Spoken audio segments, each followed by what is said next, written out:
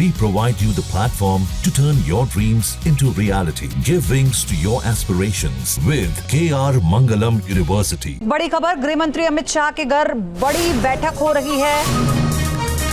बैठक में जल शक्ति मंत्री CR पाटिल, बैठक में मौजूद सिंधु जल समझौते को लेकर रणनीति पर मंथन हो रहा है। और आपको बता दें, आज ही वो तस्वीरें भी सामने आई कि कैसे इस वाटर स्ट्राइक के बाद से पाकिस्तान में सूखा भी नजर आ रहा है। विकास चंद्रा मेरे सहयोगी हमारे साथ जुड़ चुके हैं। विकास, ये बहुत महत्वपूर्ण बात है कि सिंधु जल समझौते को लेकर जो कदम उठाया गया, उसके बाद कितना असर इसका पाकिस्तान में पड़ा है। बैठक का एजेंडा क्या होगा इस वक्त?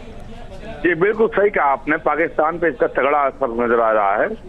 और अभी केंद्रीय गृह मंत्री अमित शाह के घर पर केंद्रीय जल शक्ति मंत्री CR पाटिल पहुंचे हैं। दोनों लोग के बीच में बैठक चल रही है और पाकिस्तान पे नकेल कसने का एक बड़ा तगड़ा हथियार मोदी सरकार ने निकाला है और अब उसकी बैठक चल रही है और अब दिखने लगा है उसका असर पाकिस्तान की सरकार के ऊपर, पाकिस्तान के ऊपर, जिससे पाकिस्तान की सरकार और वहाँ की जनता काफी परेशान भी नजर भी आ रही है। तो अब बैठक हो रही है कि आगे का एक्शन क्या हो, आगे का क्या प्लान क्या हो, आगे क्या और किया जाए। तो इसको लेकर ये बैठक हो रही है और मुझे लगता है कि जो रणनीति भारत सरकार ने अपनाई है वो कारगर नजर आ रहा है। जी धन्यवाद आपका विकास। इस बैठक से बाबत और अपडेट आगे आपसे लेते रहेंगे। फिलहाल आपका शुक्रिया। प्रो में आगे बढ़े और बड़ी खबर आपको बता दें, पहलगाम हमले को लेकर NIA जांच में बड़ा खुलासा हुआ है। सूत्रों के हवाले से बड़ी खबर सामने आ रही है। 2 आतंकी पेड़ों के पीछे से एक ही दिशा से आए, फिर एक आतंकी एंट्री पॉइंट पर पहले से खड़ा था, दूसरा आतंकी एग्जिट पॉइंट पर था। ये सोर्सेस बता रहे हैं। आतंकियों को पता था कि फायरिंग के बाद लोग इधर उधर भागेंगे, वहां पर भगदड़ मचेगी, इसलिए पूरी योजना के साथ एंट्री और एग्जिट पॉइंट्स को यहां पर चुना गया और वहां पर एक एक आतंकी को रखा गया। फुटेज भी सामने आ रहा है। उसके बाद इस पूरे मामले पर NIA जो जांच कर रही है, उस जांच में बड़ा खुलासा हुआ है और सोर्सेस के हवाले से ये अपडेट जो सामने आ रहा है पोजिशनिंग को लेकर कि कहां पर कौन सा आतंकी खड़ा था। हालांकि बात साफ है कि महीनों से ये जो आतंकी हैं वो रेकी कर रहे थे। राहुल डबास जुड़ गए ज्यादा जानकारी के साथ। राहुल, एंट्री एग्जिट सारे पॉइंट्स की रेकी हो चुकी थी और पोजीशनिंग एकदम तय थी। शायद यही वजह है कि तय समय में कत्लेआम मचाया और भाग भी खड़े हुए वहां पर आसानी से। निश्चित तौर से इसे आप मैसेकर कहेंगे और इसकी आप तुलना कर सकते हैं जिस तरीके से जलियांवाला बाग में एक ही एंट्री और एग्जिट पॉइंट था और जहां पर से फायरिंग की गई थी यहाँ भी इसी तरीके से फायरिंग की गई थी, क्योंकि एंट्री और एग्जिट पॉइंट पर एक एक आतंकी का होना, 40 राउंड गोली चलाना। 40 राउंड गोली का मतलब आप समझिए कि अगर बेतहाशा भागते हुए लोग अगर कहीं बचने की कोशिश कर रहे होंगे तो भी वो गोलियों से बच नहीं पाए होंगे। इसका अर्थ यह है कि ना सिर्फ लोकल सपोर्ट था ओवरग्राउंड वर्कर का, स्लीपर सेल का, बल्कि पूरी तरीके से रेकी की हुई थी। और ऐसा लगता है कि आतंकी पहले से ही जानते थे कि जब भगदड़ मचेगी तो नेक्स्ट पॉइंट ऑफ एक्शन क्या होगा। तो बड़ी प्लानिंग के साथ आतंकियों ने इस मैसेकर को अंजाम दिया था और अब ये NIA के जांच से परत दर परत खुलासा हो रहा है। चलिए, बहुत शुक्रिया राहुल आपका तमाम जानकारी के लिए। कश्मीर के पहलगाम से लौटे महाराष्ट्र के जालना के एक व्यक्ति को लेकर बड़ी जानकारी सामने आ रही है और दावा यह है कि पहलगाम आतंकी मामले के एक संदिग्ध आतंकी ने उससे बात की थी और ये हमले के बाद एक दिन पहले की गई थी और ये बातचीत पहलगाम के बैसरन घाटी में 21 अप्रैल को फूड स्टॉल पर हुई थी, जिसमें आतंकी ने पूछा था कि हिंदू को बड़ा सवाल उससे पूछा गया कि क्या तुम कश्मीर से नहीं हो, कश्मीर के तो तुम नहीं लगते। और हमले के बाद आतंकियों की तस्वीरें सामने आने के बाद जालना के इस व्यक्ति ने उस संदिग्ध की पहचान की जिसने उससे बातचीत की। क्या कुछ बात हुई, आप सुनिए।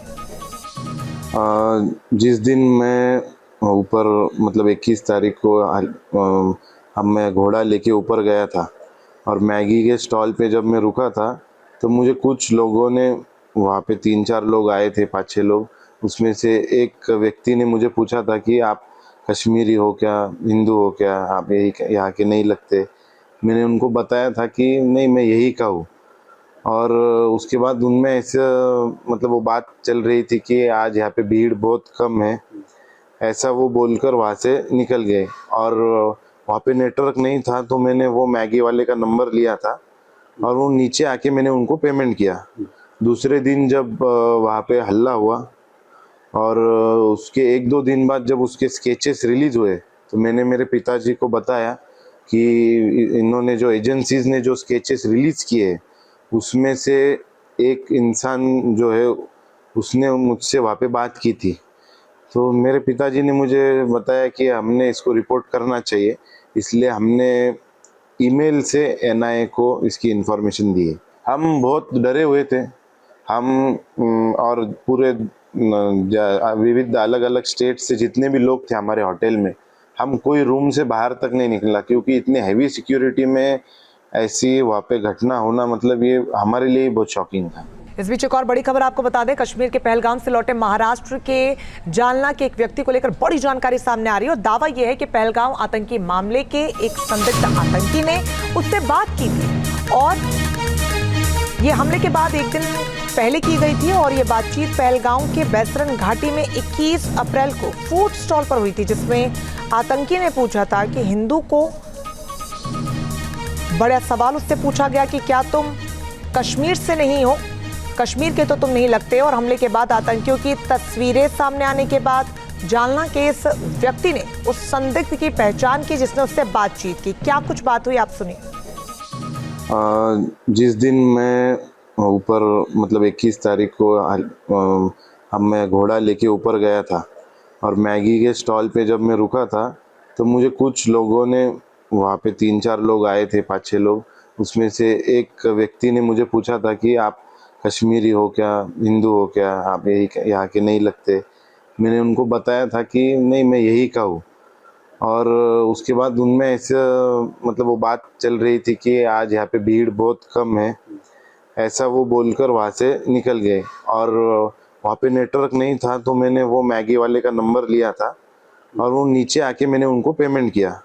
दूसरे दिन जब वहाँ पे हल्ला हुआ और उसके 1-2 दिन बाद जब उसके स्केचेस रिलीज हुए तो मैंने मेरे पिताजी को बताया कि इन्होंने जो एजेंसीज ने जो स्केचेस रिलीज किए उसमें से एक इंसान जो है उसने मुझसे वहाँ पे बात की थी।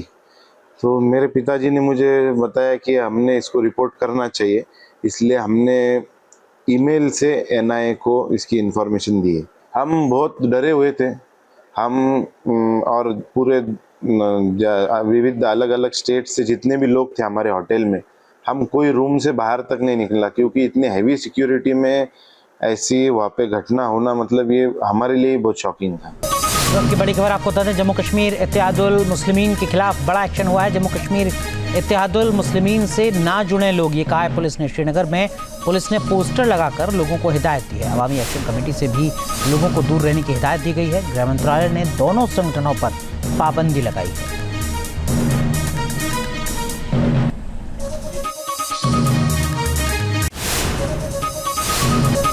वक्त की बड़ी खबर आपको बता दें, जम्मू कश्मीर इत्तेहादुल मुस्लिमीन के खिलाफ बड़ा एक्शन हुआ है। जम्मू कश्मीर इत्तेहादुल मुस्लिमीन से ना जुड़े लोग, ये कहा है पुलिस ने। श्रीनगर में पुलिस ने पोस्टर लगाकर लोगों को हिदायत दी है। अवामी एक्शन कमेटी से भी लोगों को दूर रहने की हिदायत दी गई है। गृह मंत्रालय ने दोनों संगठनों पर पाबंदी लगाई है।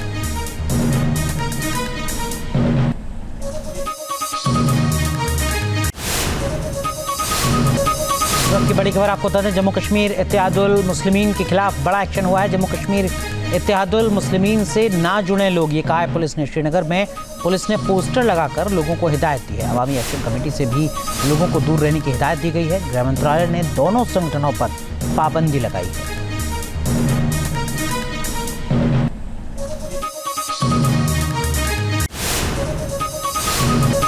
वक्त की बड़ी खबर आपको बता दें, जम्मू कश्मीर इत्तेहादुल मुस्लिमीन के खिलाफ बड़ा एक्शन हुआ है। जम्मू कश्मीर इत्तेहादुल मुस्लिमीन से ना जुड़े लोग, ये कहा है पुलिस ने। श्रीनगर में पुलिस ने पोस्टर लगाकर लोगों को हिदायत दी है। अवामी एक्शन कमेटी से भी लोगों को दूर रहने की हिदायत दी गई है। गृह मंत्रालय ने दोनों संगठनों पर पाबंदी लगाई है।